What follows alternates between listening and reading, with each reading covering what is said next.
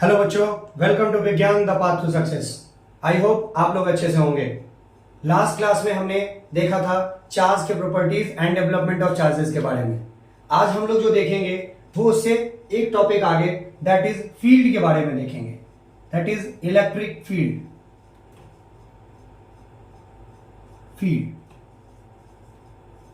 ध्यान से समझेंगे टॉपिक को, यहां से आपका सबसे इंपॉर्टेंट चीज स्टार्ट हो जाता है, electric field.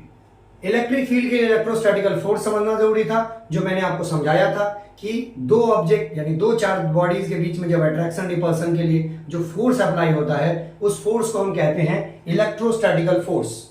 And electric field में कहते हैं the space around up to where an electrostatical force is applied or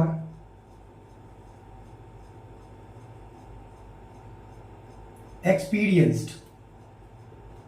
ध्यान से समझेंगे टॉपिक को, मैं खुद ही 3 से 4 बार रिपीट करूंगा, आप ध्यान से पेशेंसली इन चीजों को देखेंगे एंड सुनेंगे। द स्पेस एक ऐसा जगह, ठीक है, अराउंड यानी एक ऐसा जगह जिसके चारों क्या करता है, up to where electrostatical force is applied और एक्सपीरियंस, यानी एक ऐसा स्पेस जिसके चारों तरफ मैक्सिमम जहां तक इलेक्ट्रोस्टैटिकल फोर्स काम करता है हम उसे क्या कहते हैं, इलेक्ट्रिक फील्ड कहते हैं। ध्यान रखेंगे। अब जैसे आप किसी शॉप में जाते हैं सामान खरीदने, तो दो तरह का ऑफ होता है, एक फ्लैट ऑफ होता है एंड एक अप टू का ऑफ होता है। ये अप टू समझना बहुत जरूरी है, क्योंकि जब तक आप अप टू नहीं समझेंगे तब तक आगे इलेक्ट्रिक फील्ड नहीं समझेंगे। तो फ्लैट ऑफ अगर लिखा है फ्लैट 50% ऑफ, दैट मीन्स अगर कोई आपने 100 रुपए का सामान खरीदा है तो आपको कितने में मिलेगा, 50 रुपीज में मिलेगा, फ्लैट ऑफ, यानी कहीं भी कुछ इधर उधर नहीं, सीधे 50 रुपए यानी 50% ऑफ हो गया। लेकिन अगर उसने लिखा है 50% up to 50% off, that means वो डिस्काउंट आपको 0% भी दे सकता है और ये डिस्काउंट आपको मैक्सिमम कितना दे सकता है, 50% दे सकता है। यानी इसके पास अप टू के पास 50.000001% भी देने की कैपेसिटी नहीं है, इसीलिए अप टू यानी ये मैक्सिमम है, इससे ज्यादा ये जा नहीं सकता है। अब ध्यान से इसको देखेंगे, अब ध्यान से देखेंगे कि एक ऐसा स्पेस है, मान लीजिए हमने एक स्पेस बनाया, ये स्पेस बनाया है और यहां पर कोई बॉडी है या कोई चार्ज बॉडी है, तो हमने एक स्पेस बनाया, the space around up to where, up to where का मतलब मैक्सिमम यहां है। इस स्पेस से अगर कोई ऑब्जेक्ट यहां है तो इसके अंदर नहीं आ पाएगा, इस लाइन पर जब तक नहीं आएगा तब तक वो इलेक्ट्रिक फील्ड के अंदर नहीं आएगा। फिर से समझेंगे, एक ऐसा स्पेस जिसके चारों तरफ जहां तक मैक्सिमम जो इसका रडार एंड रेंज है वहां तक इलेक्ट्रोस्टैटिकल फोर्स जब काम करेगा तब हम उसे क्या कहेंगे, ये किस चीज में है, इलेक्ट्रिक फील्ड में है। आई होप आपको इलेक्ट्रिक फील्ड समझ में आया होगा। इलेक्ट्रिक फील्ड को रिप्रेजेंट ई से करते हैं and it is A vector quantity, इसीलिए इसमें एरोहेड देते हैं। वैसे आपके 10th के सिलेबस में इसकी कोई जरूरत नहीं है, लेकिन फर्दर जब आगे आप स्टडीज में जाएंगे, 12th में जाएंगे, तो आपको इन चीजों से बहुत अच्छे से रूबरू होना पड़ेगा। तो आई होप आपको इलेक्ट्रिक फील्ड समझने में कोई दिक्कत नहीं हुई होगी। अब जो चैप्टर का सबसे इंपॉर्टेंट पार्ट है उस चीज की तरफ आते हैं, वो है इलेक्ट्रिक पोटेंशियल। इलेक्ट्रिक पोटेंशियल सबसे ज्यादा बच्चों को प्रॉब्लम इसी इलेक्ट्रिक पोटेंशियल में होता है, क्योंकि अगर वो इलेक्ट्रिक पोटेंशियल नहीं समझेंगे, ध्यान से समझेंगे, चार्ज आप समझे तो इलेक्ट्रोस्टैटिकल फोर्स समझे, इलेक्ट्रोस्टैटिकल फोर्स समझा आपने तो इलेक्ट्रिक फील्ड समझा, फील्ड समझेंगे तो पोटेंशियल समझेंगे, पोटेंशियल समझेंगे तो डिफरेंस समझेंगे, और उसके बाद तो पूरा का पूरा चैप्टर ही है आपके सामने। ध्यान रखेंगे इस बात को, इसीलिए छोटे से छोटे टॉपिक को बारीकी से समझना बहुत जरूरी हो जाता है। तो इलेक्ट्रिक पोटेंशियल क्या होता है, ध्यान से समझेंगे, पहले मैं आपको समझाऊंगा फिर मैं उसका डेफिनेशन लिखाऊंगा। तो किसी इलेक्ट्रिक फील्ड में, ठीक है, किसी इलेक्ट्रिक फील्ड में, ध्यान से समझेंगे किसी चीज को, किसी इलेक्ट्रिक फील्ड में किसी भी पर्टिकुलर पॉइंट पर एक इलेक्ट्रिक फील्ड है, इस इलेक्ट्रिक फील्ड में एक पर्टिकुलर पॉइंट दिया है, ठीक है, किसी भी इलेक्ट्रिक फील्ड में किसी भी पर्टिकुलर पॉइंट पर क्या होगा, वर्क डन होगा, यानी कुछ ना कुछ काम होगा। और आप क्लास 9th में पढ़ के आए हैं कि वर्क कब होता है, जब मूवमेंट होता है, फोर्स इनटू डिस्टेंस और डिस्प्लेसमेंट, यानी जब तक मूवमेंट नहीं होगा तब तक कोई काम नहीं होगा। यानी किसी इलेक्ट्रिक फील्ड में किसी भी पर्टिकुलर पॉइंट पर जब क्या होगा, वर्क डन होगा। क्या वर्क डन होगा, to move unit positive charge from infinity to that point. अब इसमें दो पॉइंट आया है, unit positive charge and infinity. Unit positive charge का मतलब होता है एक बहुत स्मॉलेस्ट इनफाइनाइटेसिमल, बहुत ज्यादा से ज्यादा छोटा जो चार्ज होता है, यानी जिसको डिटेक्ट करवाना बहुत मुश्किल होता है, उसे हम यूनिट चार्ज के रूप में जानते हैं। तो जब किसी ऑब्जेक्ट यानी किसी भी इलेक्ट्रिक फील्ड में किसी पर्टिकुलर पॉइंट पर वर्क डन होगा, काम होगा, कैसा काम होगा, तो मूवमेंट होगा। मैंने आपको पहले बताया कि वर्क डन होने के लिए मूवमेंट होना जरूरी है, तो अब यहां पर आ गया मूवमेंट होगा। किसका मूवमेंट होगा, यूनिट पॉजिटिव चार्ज का मूवमेंट होगा, छोटा से छोटा चार्ज का मूवमेंट होगा। कहां से कहां तक, इन्फिनिटी से इस पॉइंट तक। दैट पॉइंट का मतलब जिस पॉइंट को हमने लिया है उस पॉइंट तक। अब ये इन्फिनिटी क्या है, इन्फिनिटी क्या है, तो इन्फिनिटी को बहुत लोग कहते हैं अनंत है, ये है, वो है, बहुत अलग अलग तरह का डिस्क्लेमर बोलते हैं जिसके बारे में कहीं कोई जानकारी है ही नहीं। इन्फिनिटी का मतलब अनंत है, अनंत। तो इन्फिनिटी का मतलब जहां तक आप नहीं पहुंच सकते।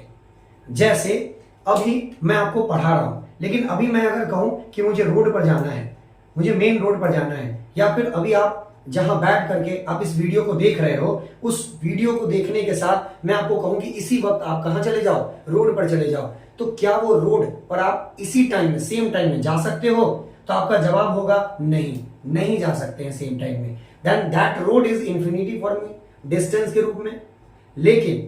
लेकिन अगर आपको मैं कहूं कि आपके बगल से जहां तक आपका हाथ पहुंचता है वहां से एक बुक ले लो या पानी का बॉटल ले लो, तो क्या वो आपके लिए इंफिनिटी है? नहीं है। क्यों? क्योंकि वहां तक हम रीचेबल हैं। जैसे आप अभी जहां तक देख पा रहे हैं, तो वो आपके लिए क्या है, इंफिनिटी है? नहीं है। जैसे हम सूर्य को देख पाते हैं, हम चंद्रमा को देख पाते हैं, तो देखने के सेंस में वो इंफिनिटी नहीं है, पर पहुंचने के सेंस में वो क्या है, इंफिनिटी है। लेकिन जब रात में हम सूर्य को नहीं देख पाते हैं, then for visibility that sun will be infinity for me and for us also. लेकिन चंद्रमा को हम देख पाते हैं, मून को देख पाते हैं, then in sense of visibility moon is not infinity for us. क्यों? क्योंकि हम उसको देख पा रहे हैं। लेकिन वही दिन में उल्टा केस हो जाता है। इसीलिए इंफिनिटी का मतलब जहां से हम अभी नहीं पहुंच पा रहे हैं वहां से, यानी कहीं दूर की चीज है, हम वहां नहीं पहुंच पा रहे हैं। तो फिर से समझेंगे। अब एक बार मैं फिर से समझा रहा हूं कि किसी इलेक्ट्रिक फील्ड में किसी पर्टिकुलर पॉइंट पर क्या होगा, वर्क डन होगा, काम होगा। कैसा काम होगा, तो मूवमेंट होगा। किसका मूवमेंट होगा, तो यूनिट पॉजिटिव चार्ज का मूवमेंट होगा। यूनिट पॉजिटिव का चार्ज का मूवमेंट होगा, तो मूवमेंट तो कहीं ना कहीं से होगा ना। ये मूवमेंट कहां से होगा, इन्फिनिटी। कहीं से भी हो रहा होगा, मुझे नहीं पता कहीं से हो रहा है, पर मुझे ये पता है कि जहां पर होगा वो मुझे पता है। इसीलिए मूवमेंट होगा यूनिट पॉजिटिव, ठीक है, पॉजिटिव चार्ज का। कहां से कहां तक, तो इन्फिनिटी से उस पर्टिकुलर पॉइंट तक। उस पर्टिकुलर पॉइंट का मतलब जहां हमने इलेक्ट्रिक फील्ड में वो पॉइंट बनाया है, इसे हम क्या कहेंगे, इलेक्ट्रिक पोटेंशियल। अब आप इसका डेफिनेशन लिख सकते हैं, मैं डेफिनेशन लिख रहा हूं, आप इसको नोट डाउन करेंगे। आई होप आपको इलेक्ट्रिक पोटेंशियल में कोई प्रॉब्लम नहीं आया होगा। लिखेंगे, in an electric field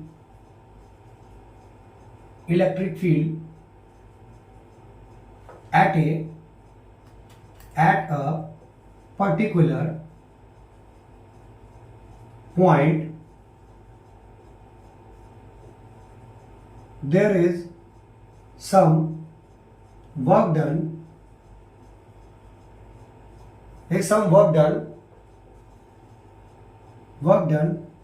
for the movement of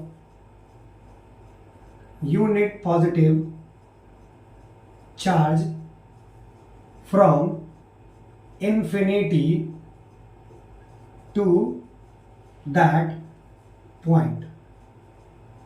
यानी किसी इलेक्ट्रिक फील्ड में किसी पर्टिकुलर पॉइंट पर जब क्या होगा, वर्क डन होगा, कुछ काम होगा, क्या काम होगा, तो मूवमेंट होगा। क्या मूवमेंट होगा, तो यूनिट पॉजिटिव चार्ज का मूवमेंट होगा। कहां से कहां तक होगा, तो इन्फिनिटी से उस पॉइंट पर होगा। मैंने एक एक वर्ड, एक एक सिचुएशन को आपको क्लियरली समझाने की कोशिश की है। आई होप आपको ये टॉपिक समझ में आया होगा। It is represented by capital V. It is represented by capital V. ध्यान देंगे, कैपिटल वी है, यहां पर आप छोटा वी नहीं लिख देंगे। And the SI unit of electric potential is volt।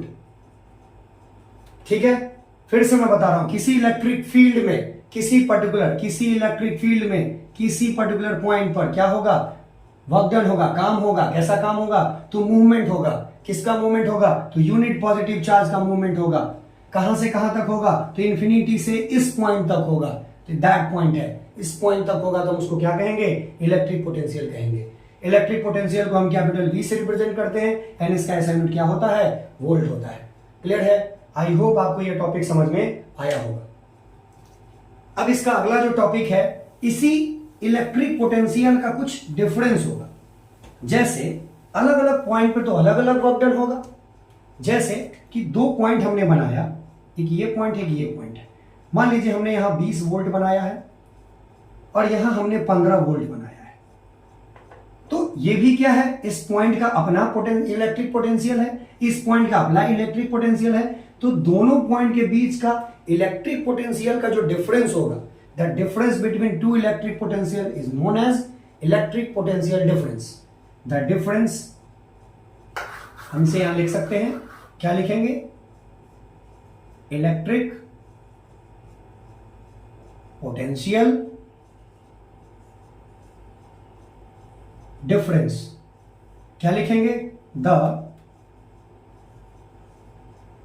Difference between two electric potential is called PD, potential difference. ध्यान रखेंगे, potential difference, the movement of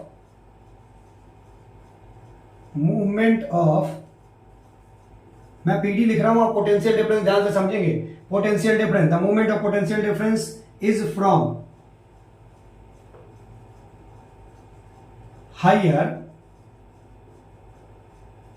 potential to lower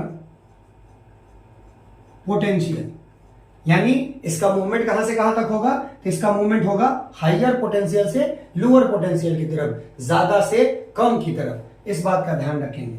अगर इस दो पॉइंट के बीच में 20 वोल्ट है और 15 वोल्ट है, 20 वोल्ट है एंड 15 वोल्ट है, दैट मीन्स मूवमेंट कहां से कहां हो रहा है, 20 वोल्ट से 15 वोल्ट तक। लेकिन इस बात का ध्यान रखेंगे कि जैसे जैसे मूवमेंट होगा, काम होगा, तो ये अपनी ताकत को खोएगा। तो जब से ताकत खोते खोते खोते खोते खोते खोते ये 19, 18 करते करते जब ये 15 वोल्ट पर आ जाएगा, देन 15 माइनस 15 इक्वल टू 0। तब पोटेंशियल डिफरेंस क्या हो जाएगा, 0। यानी जो आप बैटरी, जिस बैटरी का आप यूज करते हैं, अब इस बैटरी को मान लीजिए कि आपने 9 वोल्ट की बैटरी ली है। इसका मतलब क्या है, दोनों एंड के बीच का पोटेंशियल डिफरेंस कितना है, 9 वोल्ट है। और यूज करते करते करते करते ये 9 वोल्ट किस में बदल जाता है, 0 में बदल जाता है। इसका मतलब ये नहीं है कि दोनों के एंड का पोटेंशियल डिफरेंस गायब हो गया है। दोनों के एंड का पोटेंशियल डिफरेंस क्या हो गया है, इक्वल हो गया है। इसीलिए दोनों के डिफरेंस को हम क्या कहेंगे, 0 कहेंगे। क्लियर है? आई होप आपको समझ में आया होगा। अब इस पोटेंशियल डिफरेंस का अपना एक फार्मूला है। हम इस पोटेंशियल डिफरेंस को क्या लिखेंगे, इस पोटेंशियल डिफरेंस को हम लिखेंगे work done divided by quantity of charge moved, that is V, क्योंकि पोटेंशियल का ही डिफरेंस है इसीलिए इसको भी V लिखेंगे। V is equal to W by Q। V equal to W by Q. कोई दिक्कत? आई होप आपको इसमें समझने में कोई प्रॉब्लम नहीं हुआ होगा। पोटेंशियल डिफरेंस होगा जितना काम होगा, कितना काम होगा, तो जितना चार्ज मूव करेगा उतना ही काम होगा, तो हम उसको क्या कहेंगे? पोटेंशियल डिफरेंस कहेंगे। अब अगर इसका हम यूनिट निकालें, ऐसा यूनिट तो वोल्ट होता है, अगर यूनिट निकालें तो यूनिट कैसे निकालेंगे? जूल पर कूलम, तो जे पर कूलम या फिर जेसी इनवर्स। क्लियर है? आई होप आपको समझ में आया होगा। अगर हम इसे 1 वोल्ट के टर्म में अगर एक्सप्लेन करने के लिए आपको कहा जाए कि एक्सप्लेन करें 1 वोल्ट ऑफ पोटेंशियल डिफरेंस, तब हम कैसे डिफरेंस करेंगे? 1 joule divided by 1 coulomb. 1 joule and 1 coulomb, जब 1 कूलम चार्ज का मूवमेंट करने पर जब 1 जूल का वर्क डन होगा, तब हम क्या कहेंगे? 1 वोल्ट का पोटेंशियल डिफरेंस हो रहा है। ध्यान से फिर से समझेंगे, 1 कूलम के चार्ज के मूवमेंट पर जब 1 जूल का वर्क डन होगा, तब हम क्या कहेंगे? 1 वोल्ट का पोटेंशियल डिफरेंस हो रहा है।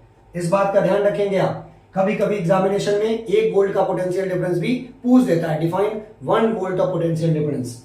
इसलिए इसका एक्सप्लेनेशन आप याद रखेंगे, क्योंकि सीबीएसई टू दी पॉइंट मांगता है। आप उसमें कहानी नहीं बनाने लगिएगा, नहीं तो कहानी बनाएंगे तो जो इवैल्यूएटर होता है वो इरिटेट होगा, आपका नंबर काट लेगा। तो हमें एक्चुअल में नॉलेज के साथ साथ मार्क्स पर भी ध्यान देना है।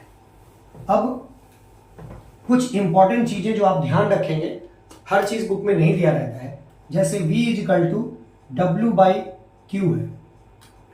V is equal to W by Q है, यानी इस बात को आप अपने माइंड में छाप लीजिए, समझ लीजिए, जैसे करना है कीजिए। अगर आप इस बात को समझ रहे हैं कि अब ये एक फार्मूला है, तो ये एक फार्मूला नहीं है, ये 3 फार्मूला है बच्चों। जैसे अगर W हमें निकालना है तो हम क्या करेंगे? V इंटू क्यू करेंगे, एंड अगर हमें Q निकालना है तो क्या करेंगे? W बाई V करेंगे। 3 फार्मूला है। तो एक ऑर्डिनरी पर्सन, एक्स्ट्रा ऑर्डिनरी और ऑर्डिनरी में बस इतना अंतर है, एक ऑर्डिनरी बच्चा V equal to W by Q बस याद करेगा, लेकिन एक एक्स्ट्रा ऑर्डिनरी बच्चा W equal to V into Q भी याद करेगा and Q equal to W by V भी याद करेगा, जिससे उसे कोई परेशानी नहीं होगी। देन हम ध्यान रखेंगे V जो है वो डायरेक्टली प्रोपोर्शनल होगा W के, एंड V जो है वो इनवर्सली प्रोपोर्शनल होगा 1 बाई क्यू के। जितना चार्ज ज्यादा होगा उतना पोटेंशियल डिफरेंस कम होगा, जितना ज्यादा मूवमेंट उतना कम, जितना कम मूवमेंट उतना ज्यादा, जितना ज्यादा काम उतना ज्यादा पोटेंशियल डिफरेंस, जितना कम काम जितना कम पोटेंशियल डिफरेंस। ध्यान रखेंगे इस बात का, आपको इसको समझ के चलना है, क्योंकि अगर सिनेरियो में दे देगा कि एक सिनेरियो में आपका पोटेंशियल डिफरेंस कहीं कुछ और हो रहा है या वर्क डन कुछ और हो रहा है, दूसरे सिनेरियो में वर्क डन कुछ और हो रहा है, क्योंकि अब असर्शन रीजंस के भी क्वेश्चन आते हैं और हॉट्स क्वेश्चन भी आते हैं, हायर ऑर्डर भी केस स्टडी आते हैं, उस केस स्टडी में कुछ भी सिनेरियो क्रिएट हो सकता है। आई होप आपको पोटेंशियल डिफरेंस समझने में कोई प्रॉब्लम नहीं हुआ होगा। अब इसके आगे चलते हैं, इसके आगे हम चलते हैं इलेक्ट्रिक करंट पर। इलेक्ट्रिक करंट, अब हम आ चुके हैं डायनेमिक इलेक्ट्रिसिटी पर, यानी फ्लो ऑफ चार्ज पे आ चुके हैं। फ्लो ऑफ चार्ज पे हमने 2 टॉपिक पढ़ लिया है, क्योंकि यूनिट पॉजिटिव चार्ज का मूवमेंट हो रहा है, तो जब भी मूवमेंट होगा यानी फ्लो होगा from one point two another point, तो उसको क्या कहेंगे? करंट इलेक्ट्रिसिटी कहेंगे। अब इलेक्ट्रिक करंट क्या कहता है? The flow of charge per unit time, the flow of charge per unit time, यानी I is equal to Q और स्मॉल q, जो आप लिखना चाहते हैं, एंड T। करंट हमेशा इंड्यूस्ड होता है, ध्यान रखेंगे, it is represented by capital I। Current हमेशा इंड्यूस्ड बोलेंगे, कहीं और नाम नहीं बोलने लगिएगा, इंड्यूस्ड करंट बोलते हैं। And SI unit of current is ampere. Ampere ने इसके बारे में बताया, बारे में रिसर्च किया, बाकी चीजें की, तो उसके रेस्पेक्ट में इनके नाम पर दे दिया गया है इसका SI unit, that is ampere.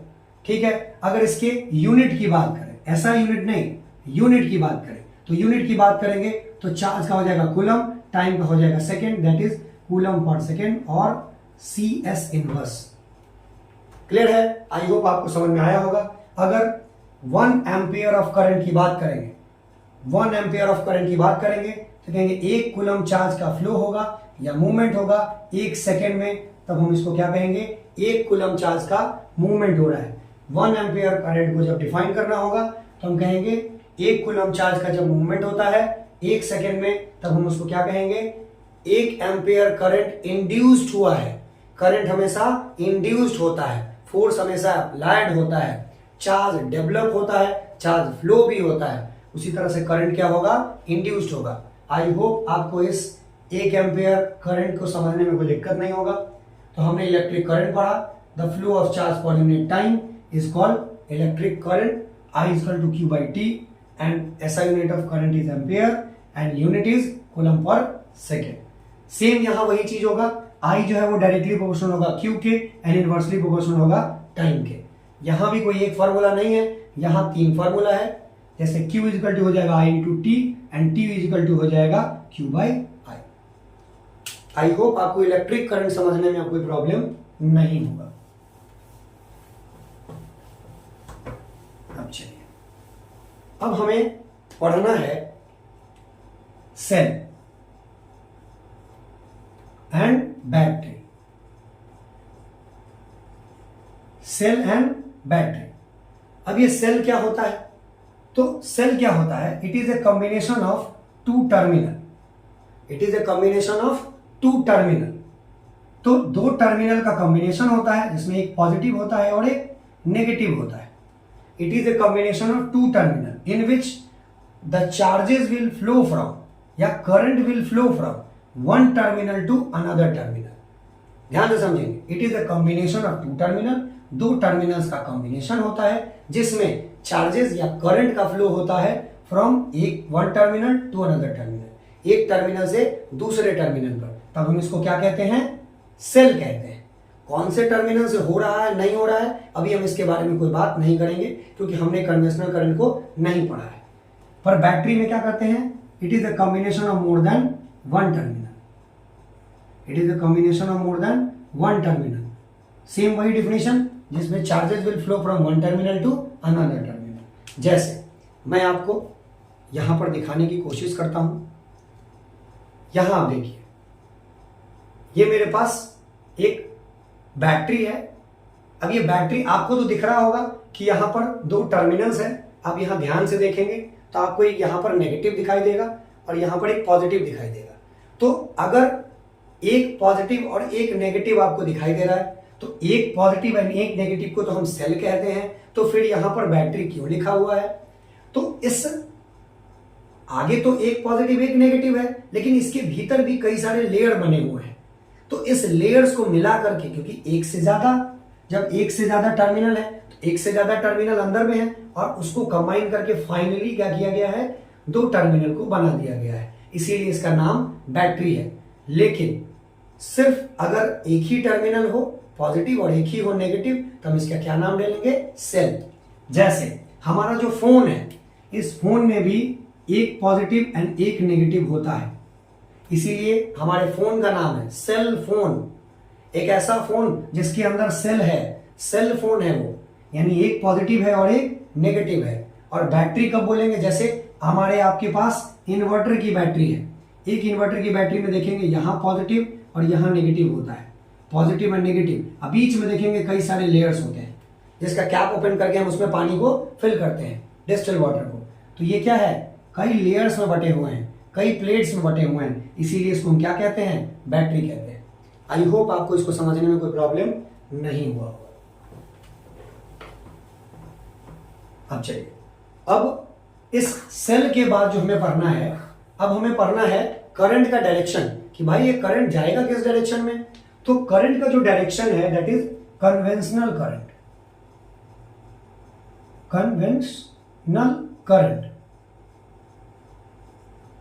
Conventional current का सिंपल सा लाइन है कि the current with direction, the current with direction, यानी करंट जब डायरेक्शन के साथ चलेगा तो हम उसको क्या बोलेंगे, कन्वेंशनल करंट बोलेंगे। कन्वेंशनल करंट का जो डायरेक्शन होता है that is from, emerges from positive terminal emerges from positive terminal and ends with negative terminal. Positive से निकलेगा और एंड कहां करेगा? नेगेटिव की तरफ। लेकिन जैसे ही ये पॉजिटिव टर्मिनल से निकलेगा तो ये कंडक्टर के भीतर जाएगा, किसी न किसी कंडक्टर के भीतर जाएगा। तो कंडक्टर के भीतर जो भाई साहब इलेक्ट्रॉन बैठे हुए हैं, वो जो रैंडम पोजीशन पे इलेक्ट्रॉन बैठे हुए हैं, ये इलेक्ट्रॉन एकदम से इनका कान खड़ा हो जाएगा और जैसे ही इनका कान खड़ा होगा, एक्टिवेटेड हो जाएंगे भाई साहब, तो ये क्या करेंगे? कन्वेंशनल करंट के डायरेक्शन का अपोज करेंगे, कहेंगे भाई हम तुमको जाने तो नहीं देंगे। क्लियर? ध्यान रखेंगे, कन्वेंशनल करंट का डायरेक्शन क्या है? बैटरी या सेल या कहीं से भी ये निकलेगा पॉजिटिव से ही और जाना कहां चाहेगा? नेगेटिव की तरफ। लेकिन जब ये निकलेगा तो किसी न किसी कंडक्टर के थ्रू जाएगा। तो जैसे ही ये कंडक्टर में जाएगा तो कंडक्टर में फ्री इलेक्ट्रॉन है, जिसके माध्यम से इसको क्या करना है? जाना है एक पॉइंट से दूसरे पॉइंट की तरफ। तो जितने भी फ्री इलेक्ट्रॉन हैं जो रैंडम पोजीशन पर बैठे हुए हैं, जैसे ही ये निकलेगा वैसे ही वो एक्टिवेटेड हो जाएगा और क्या करेगा? इस कन्वेंशनल करंट के डायरेक्शन को अपोज करने के लिए, जैसे अगर इस डायरेक्शन से करंट आ रहा है तो मैं अगर एक इलेक्ट्रॉन हूं, कंडक्टर का इलेक्ट्रॉन हूं, तो मैं क्या करूंगा? इस डायरेक्शन में खड़ा हो जाऊंगा। तो जब मैं इस डायरेक्शन में खड़ा हो जाऊंगा तो वो जो करंट है, जब करंट आएगा तो मुझे क्या करेगा? वो अपोज करेगा, मुझसे क्या करेगा? कोलाइड करेगा। और अगर करंट का डायरेक्शन का स्पीड कम है, यानी जिस डायरेक्शन से आ रहा है उसका स्पीड बहुत कम है, उसका फ्लो बहुत कम है, तो मैं क्या करूंगा? उसको रोक दूंगा। लेकिन अगर उसका फ्लो ज्यादा है, मूवमेंट बहुत ज्यादा है, तो मैं उसको ज्यादा देर तक अपोज कर नहीं पाऊंगा और वो मुझसे टकराते हुए, मुझे हटाते हुए कहां चला जाएगा? आगे चला जाएगा। दैट मीन्स कन्वेंशनल करंट का डायरेक्शन कहां होता है? From positive to negative. लेकिन किसी कंडक्टर में, इनसाइड द कंडक्टर, ये कहां हो जाता है? Negative to positive.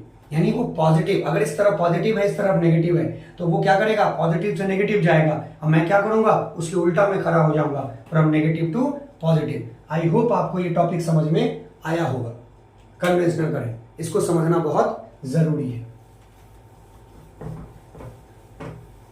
अब इसके आगे हमें समझना है इलेक्ट्रिक सर्किट।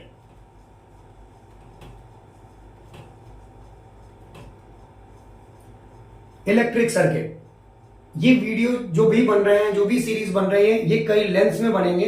आप पेशेंसली चीजों को देखेंगे।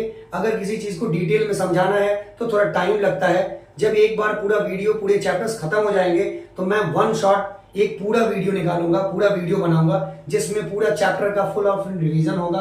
न्यूमेरिकल बेस भी बहुत सारे क्वेश्चंस एंड सीरीज बनाए जाएंगे। तो आप चैनल पर बने रहें एंड वीडियोस को जब भी नोटिफिकेशन आए आप उसको क्लोजली ऑब्जर्व करें एंड देखें। चलिए, तो आगे हम देखते हैं इलेक्ट्रिक सर्किट। ध्यान से समझेंगे, पहले मैं बोलूंगा फिर मैं उसको लिखूंगा। It is a combination of things. ये क्या है? चीजों का कॉम्बिनेशन है। It is a combination of things like cell और बैटरी। अगर सेल बोलेंगे तो बैटरी नहीं, बैटरी बोलेंगे तो सेल नहीं, इसीलिए और का यूज किया है। ठीक है? It is a combination of things like cell और battery, conducting wire and indicator. Indicator का मतलब that indicates the electric current. Bulb is also indicator, कुछ भी इंडिकेटर हो सकता है, सिर्फ बल्ब नहीं बोल सकते। इंडिकेटर मतलब कुछ भी हो जाएगा, इसीलिए मैंने कॉमनली क्या बोला है? इंडिकेटर बोला है। फिर से रिपीट कर रहा हूं, it is a combination of things like cell और बैटरी, कंडक्टिंग वायर और एन इंडिकेटर। स्विच होना कंपलसरी नहीं है। मान लीजिए मेरे पास, मुझे स्विच की जरूरत नहीं है, मैं 24 घंटे फैन ओपन कर सकता हूं। 24 घंटे सर्किट क्लोज रहेगा, फैन ओपन रहेगा, मुझे कोई दिक्कत नहीं है। तो एक सर्किट बनाने के लिए स्विच की कोई जरूरत नहीं है, वो हम अपनी रिक्वायरमेंट के अनुसार से स्विच लगाते हैं ताकि हम सर्किट को क्लोज करें, सर्किट को ओपन करें। ठीक है? यानी एक ऐसा चीजों का कॉम्बिनेशन जिसमें क्या हो? सेल हो या बैटरी हो, कंडक्टिंग वायर हो और एन इंडिकेटर हो। अब इनको क्या करेंगे? कनेक्ट करेंगे इन सच ए वे, इस तरीके से कनेक्ट करेंगे कि करंट फ्लो होगा कहां से कहां तक? पॉजिटिव टर्मिनल से नेगेटिव टर्मिनल तक। मैं लिख रहा हूं the combination of things like cell or battery, conducting wire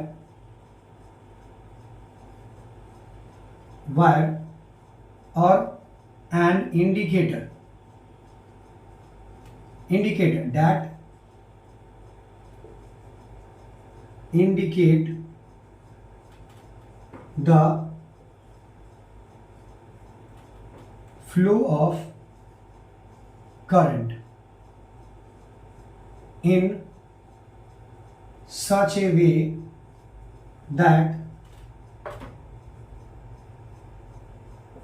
current will flow from positive terminal to negative terminal. यानी आपको अगर लग रहा होगा कि बहुत बड़ा डेफिनेशन आपने लिखा है या मैंने लिख दिया है, तो आप इस बात को समझेंगे कि जो हम समझते हैं मैं उसी टोन को क्या करता हूं, सिंपल इंग्लिश लैंग्वेज में कन्वर्ट कर देता हूं। क्या है? कॉम्बिनेशन ऑफ थिंग्स, चीजों का कॉम्बिनेशन है, जैसे सेल और बैटरी, कंडक्टिंग वायर और एन इंडिकेटर। ये इंडिकेटर क्या है? एक ऐसा इंडिकेटर जो इंडिकेट करता है, क्या इंडिकेट करता है? फ्लो ऑफ करंट को बताता है कि इस सर्किट में करंट फ्लो हो रहा है। इस तरह से करंट को फ्लो कराएंगे कि चार्जेस का फ्लो होगा कहां से कहां तक, या करंट का फ्लो होगा कहां से कहां तक, पॉजिटिव टर्मिनल से नेगेटिव टर्मिनल तक। क्लियर है? मैं आपको अभी ये इलेक्ट्रिक सर्किट बना करके दिखा रहा हूं, आप क्लियरली देखेंगे कि ऑब्जर्वेशन में कि क्या हो रहा है। ये मेरे पास एक बैटरी है एंड मैंने एक वायर का जुगाड़ किया है आपको एक सिंपल एक्सपेरिमेंट शो करने के लिए। तो आप ध्यान से देखेंगे एंड समझेंगे। एंड अगर आपको मेरी मेहनत थोड़ी भी सही लग रही है एंड पसंद आ रहा है, मैं आपके लिए मेहनत कर रहा हूं, तो चैनल को सब्सक्राइब कर देंगे एंड वीडियो को लाइक कर देंगे एंड ज़्यादा से ज़्यादा लोगों को शेयर करेंगे ताकि उन्हें भी पता चले कि इंफॉर्मेटिव वीडियोस बन रही हैं और वो आकर के वॉच करें। ठीक है? आप ध्यान से देखेंगे कि मेरे पास एक पॉजिटिव एंड नेगेटिव टर्मिनल है, यानी एक सेल या बैटरी हो गया, मेरे पास एक कंडक्टिंग वायर है एंड मेरे पास एक इंडिकेटर है। इस इंडिकेटर में एक बल्ब के रूप में इंडिकेटर है। तो मैं क्या करूंगा, इस तरह से कंबाइन करूंगा कि करंट का फ्लो कहां हो, पॉजिटिव टर्मिनल से नेगेटिव टर्मिनल की तरफ हो। तो आप ध्यान से देखेंगे तो ये रेड वायर पॉजिटिव को इंडिकेट कर रहा है एंड ये ब्लैक वायर नेगेटिव को इंडिकेट कर रहा है। तो मैंने ये ब्लैक वायर से येलो वायर को कनेक्ट किया हुआ है एंड रेड से रेड को ही इंडिकेट किया हुआ है। ठीक है? अब इसको ध्यान से देखेंगे, अगर इस बल्ब को ध्यान से देखेंगे तो एक इंडिकेटर इसका छोटा है, एक इंडिकेटर बड़ा है। तो ये बड़ा वाला जो है इसी टर्मिनल की तरह से रिप्रेजेंट कर रहा है, क्योंकि पॉजिटिव टर्मिनल बड़ा होता है एंड नेगेटिव टर्मिनल छोटा होता है। तो ये पॉजिटिव टर्मिनल बड़ा है, इसीलिए हम पॉजिटिव टर्मिनल को यहां से कनेक्ट कर देंगे। इस तरह से हमने कनेक्ट कर दिया है। ध्यान से देखेंगे, आप जबरदस्ती अपने घर में ट्राई नहीं करेंगे। अगर कुछ भी गलत हो जाए तो फिर भाई आप अपनी जिम्मेदारी खुद समझेंगे। इसीलिए मैं डिस्क्लेमर डाल देता हूं, नहीं तो बाद में कहेंगे कि भाई सर नहीं बताया था, हमने किया, घर में आग लग गया, हमें करंट लग गया। ये एक पॉजिटिव टर्मिनल हो गया और हम जैसे ही नेगेटिव टर्मिनल को टच करेंगे, अब ध्यान से देखें, इस तरह से हमने कंबाइन किया कि पॉजिटिव एंड नेगेटिव को जैसे ही हमने टच किया, क्या हो रहा है? करंट का फ्लो हो रहा है, बल्ब ग्लो हो रहा है। क्या इसमें कहीं स्विच की जरूरत है? स्विच की जरूरत नहीं है। तो मेरे पास ये स्विच के रूप में क्या काम कर रहा है? ये वायर। तो मुझे जब जरूरत पड़ेगा मैं वायर को टच करूंगा, बल्ब ग्लो करेगा, और नहीं करूंगा तो नहीं करेगा। ठीक है? इसे क्या कहेंगे? Electric circuit. And the diagram of that circuit is known as electric circuit diagram. I hope आपको ये टॉपिक समझ में आ गया होगा। मैं फिर से बता रहा हूं, एक बैटरी, एक कंडक्टिंग वायर और एक इंडिकेटर, इस तरह से कंबाइन करेंगे। मैंने कंबाइन किया, क्या किया? पॉजिटिव को पॉजिटिव से जोड़ा, नेगेटिव को नेगेटिव से जोड़ा। इस तरह से कंबाइन किया कि चार्ज कहां से फ्लो होगा? पॉजिटिव से नेगेटिव की तरफ फ्लो होगा। आई होप इस टॉपिक में आपको कोई प्रॉब्लम अब नहीं रह जाएगा। एंड इस तरह के डायग्राम को हम क्या कहेंगे? इलेक्ट्रिक सर्किट डायग्राम कहेंगे। जो अभी मैंने बनाया ये इस तरह से बना हुआ है कि ये एक बैटरी है, ये बैटरी यहां से निकला और एक इस तरह से बल्ब है। ठीक है? तो बल्ब के इस पॉजिटिव एंड को तो मैंने क्या किया है, इस तरह से एक बल्ब बना हुआ है, इस बल्ब में एक पॉजिटिव टर्मिनल और एक नेगेटिव टर्मिनल है। तो हमने क्या किया, पॉजिटिव टर्मिनल को यहां से जोड़ा, ये पॉजिटिव टर्मिनल और एक नेगेटिव टर्मिनल है, और नेगेटिव टर्मिनल को यहां से जोड़ दिया। यही काम मैंने किया था, इस तरह से बल्ब लगा है। ठीक है? इसे किया, ये पॉजिटिव है, ये नेगेटिव है, यहां से करंट फ्लो हो रहा है, आई का पोटेंशियल डिफरेंस V है।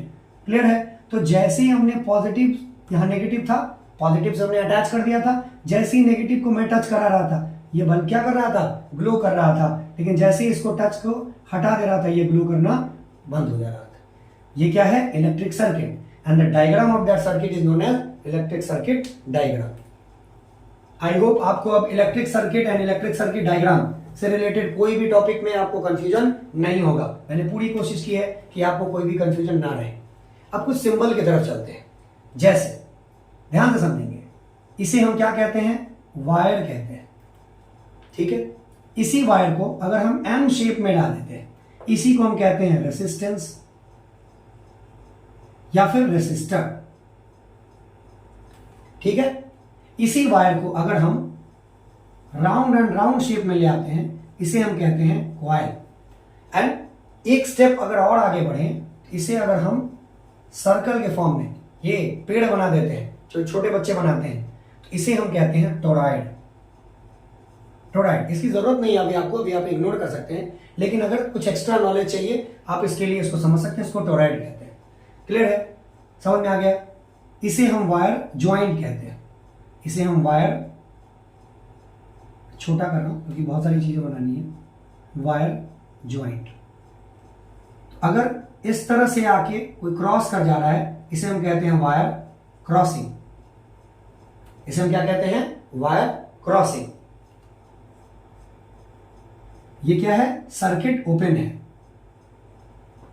सर्किट ओपन, या फिर इस तरह से है और इस तरह से, दोनों में ये सर्किट क्या है, ओपन है। हम इस तरह से क्या करेंगे, ये सर्किट क्या है, क्लोज, सर्किट क्लोज, ठीक है। और या फिर इस तरह से लाइन कर देंगे, इस तरह से लाइन कर देंगे, तो ये भी एक सर्किट क्लोज है क्योंकि दो एंड आपस में टच में रहेगा। यहां पे कोई दिक्कत, इस तरह से बना दें या फिर इस तरह से बना दें, जिस तरह से भी बनाए हम इसको क्या कहेंगे, बल्ब कहेंगे। इसे क्या कहेंगे, इसको बल्ब कहेंगे। एक हमारे पास ये एक रेसिस्टर है जिसको क्या कहते हैं, वेरिएबल रेसिस्टर। ये क्या करता है, वेरिएबल रेसिस्टर है। इसका क्या नाम है, वेरिएबल रेसिस्टर। ये क्या करता है, पोटेंशियल डिफरेंस कम और ज्यादा करने में मदद करता है, हेल्प करता है। ध्यान रखेंगे इस बात को। तो ये कुछ आपके डायग्राम है, जिस डायग्राम को समझने में आपको मदद मिलेगी।